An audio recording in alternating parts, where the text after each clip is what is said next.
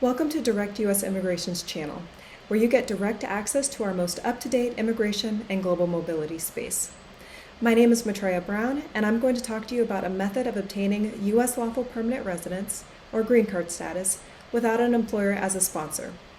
This method can be used if you are engaged in work that benefits the United States economy, education, healthcare, security, or other aspects of national interest. You are not going to want to miss this one.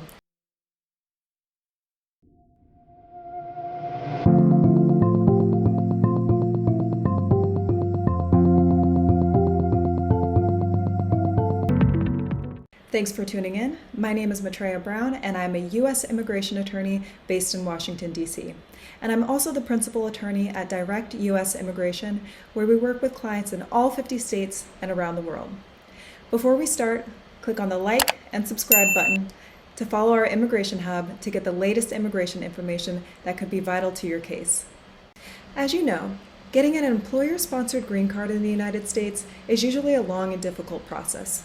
In most cases, the U.S. company must show that they've tried to hire a U.S. worker and were unable to do so. This process can get very complicated, time-consuming, and expensive. Therefore, many employers are unwilling to sponsor foreign workers for a green card. I understand how hard and difficult this process is for many of you. So today, we're here to discuss that there are other options for you to apply for a green card through self-petition. This means that you can apply for your green card without a job offer from a U.S. company and without a company acting as your sponsor.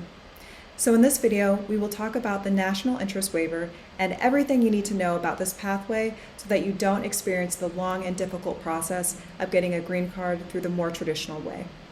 We all know that obtaining an employment-based green card can be a long and intensive process that usually requires job offers, labor certifications, petitions, and long waiting periods. Each different preference level has its benefits as well as its disadvantages. Fortunately, there are two types of green cards that circumvent both the labor certification and job offer requirement by allowing you to self-petition. The first option is the EB-1 green card for managers, executives, and people with extraordinary achievements. The second one is the EB-2 green card for advanced degree holders and people with exceptional ability who obtain a national interest waiver. The national interest waiver is a powerful option for certain highly qualified people to get a green card in the United States through self-petition. With an approved national interest waiver, someone can get a green card without having a job offer. So the question is, what is being waived? Normally, an EB-2 category green card process requires an employer to sponsor someone by offering a permanent job and testing the labor market to see if qualified U.S. workers are available instead. This process, known as the labor certification, involves advertising the job through a rigid series of steps. It's a process that can be lengthy and expensive. The government agency reviewing the case may reject or deny it if it finds that the company identified a suitable U.S. worker but refused to hire that person, or if there were inconsistencies in the application process. So what are the benefits of a national interest waiver? The first is the ability to self-sponsor. As mentioned above, one of the primary benefits of the EB-2 National Interest Waiver is the ability to self-petition. Through the National Interest Waiver, you do not need to go through the hassle of finding a U.S. employer willing to sponsor your immigrant petition. Another benefit is that you can avoid the labor certification process altogether through the National Interest Waiver. The second benefit is speed. Through a traditional employer-sponsored green card, the process can be very long. The employer has to undergo various recruitment activities and obtain an approved labor certification from the Department of Labor. This process alone can take several months to complete. However, the benefit of the EB-2 National Interest Waiver is that there's no need to go through the labor certification process. You can file your immigrant petition directly, which saves a tremendous amount of time. There are three main requirements in order to qualify under this category. The first is that your proposed endeavor must have substantial merit and national importance. Second, you must be well positioned to advance that proposed endeavor.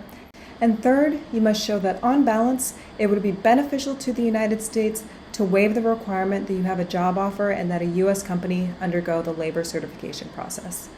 Under the well-positioned prong, USCIS is looking to see your potential to contribute to the national interest based on your prospective work in the field.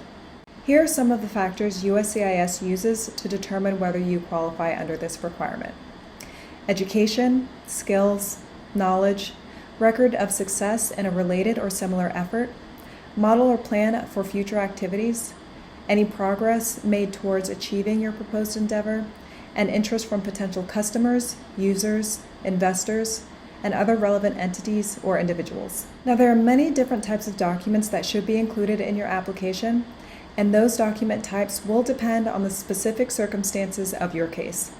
Therefore, before making any decisions regarding what documents to submit with your case, it is important to consult with an experienced immigration lawyer.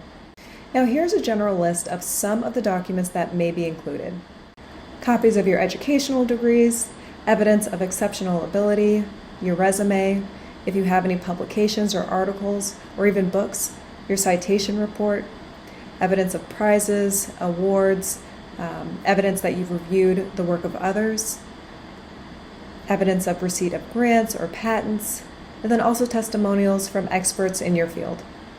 Now, as I stated before, the first step is to consult with an immigration attorney. That experienced immigration attorney can review your credentials and provide you with an analysis regarding the likelihood of approval for your case. The next step is to file an immigration form that details exactly what you'll be doing in the United States. And the third step is to either file your adjustment of status application or to process that immigrant visa through a consular abroad. Now, in order to complete this last step, you have to make sure that you do in fact have a visa number available in order to either apply for that adjustment of status or to get that immigrant visa through a consular office abroad. There's a very high demand for visas under the EB2 category for countries like India and China. The demand is higher than the number of visas available, so there's a visa retrogression, also known as a visa backlog. This means that for certain countries, there's a waiting list for people to get a visa under the EB2 category. So suppose you were born in a country that has a visa backlog. Once that immigration petition is filed and approved, you have to wait for a visa number to become available. Once that visa number is available, you can either apply for your adjustment of status or you can apply for your immigrant visa at a consular abroad. Overall, the EB2 National Interest Waiver is a great option for getting lawful permanent residence in the United States without a job offer. Through the EB2 National Interest Waiver, you can self-petition for your green card and apply for your spouse and unmarried children under the age of 21 years old.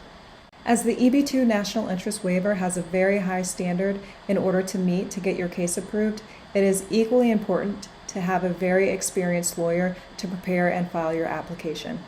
I hope you found this video helpful. Subscribe if this content or information helps you in any way. Comment below if you want me to talk about something in specific, and share this resource because you never know who needs answers to these questions. I'll see you in the next video.